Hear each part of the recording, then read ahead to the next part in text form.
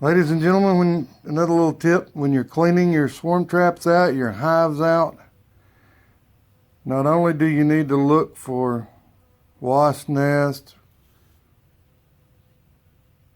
dirt daubers, roaches, debris, wax moth, you need to be looking for these ladies. That right there, even though you can't see it because I've squished the crap out of her, is a black widow. She was laying in wait in that dark corner of this swarm box that I'm cleaning out.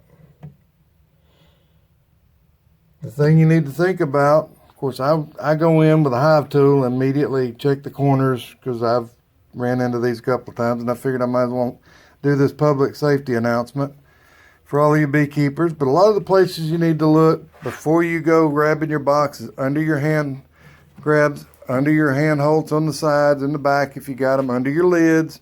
If you're going to pick the box up, look underneath. Nobody needs to get bit by a black widow, brown recluse, snake if you're picking up your boxes. Just a little quick tip, because these girls are no joke. And I'd hate to see anybody in the beekeeping world, or in the world period, get bit by one, because the tissue can rot away, necrotic tissue. But that's my public safety announcement. Guys, have a great day. Hit the like and subscribe button. Share the video to maybe save your buddy. Get this out there, because this is definitely ooh, she's still alive. Well, she won't be for long. I'll not do it on the video because it might make somebody mad. You guys have a great day.